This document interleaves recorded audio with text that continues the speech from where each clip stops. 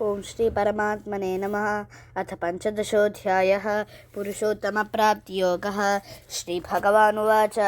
ऊर्ध्वमूलमथ शाखम् अश्वत्थं प्राहुरव्ययं छन्दांसि यस्य पर्णानि यस्तं वेद स वेदवित् अथश्चोर्ध्वं प्रस्थास्तस्य शाखाः गुणप्रवृद्धा विषयप्रवालाः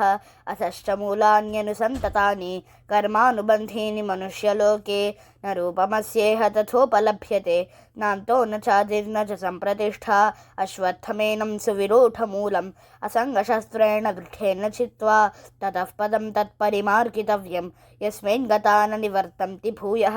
तमेव चाद्यं पुरुषं प्रपद्ये यतः प्रवृत्तिः प्रसृता पुराणी निर्माणमोहाजितसङ्गदोषाः अध्यात्मनित्या विनिवृत्तकामाः द्वन्द्वैर्विमुक्ताः सुखदुःखसंज्ञैः गच्छन्त्यमूढाः पदमव्ययं तत् न तद्भासयते सूर्यः न शशाङ्को न पावकः यद्गत्वा न निवर्तन्ते तद्धाम परमं मम ममैवांशो जीवलोके जीवभूतः सनातनः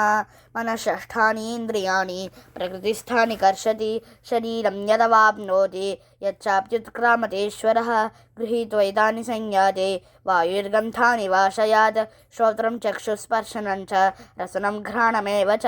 अधिष्ठाय मनश्चायं विषयानुपसेवते उत्क्रामन्तं स्थितं वापि भुञ्जानं वा गुणान्वितं विमूढानानुपश्यन्ते पश्यन्ते ज्ञानचक्षुषः यदन्तो योगिनश्चैनं पश्यन्त्यात्मन्यवस्थितं यदन्तोऽप्यकृतात्मानः नैनं पश्यन्ति चेतसः यदादित्यगतं तेजः जगद्भासयतेऽखिलं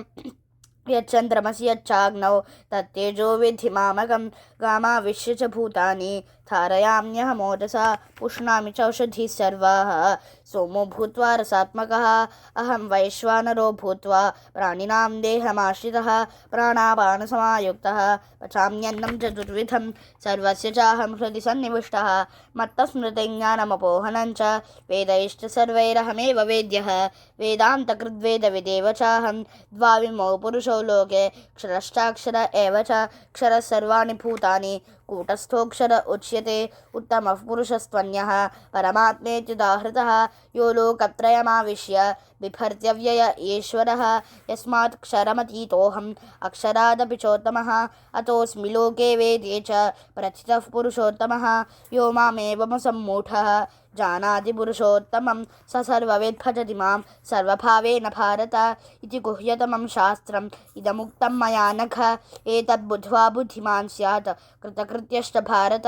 ओं तत्सदिति श्रीमद्भगवद्गीतासु उपनिषत्सु ब्रह्मविद्यायां योगशास्त्रे श्रीकृष्णार्जुनसंवादे पुरुषोत्तमप्राप्तियोगो नाम 15ोऽध्यायः।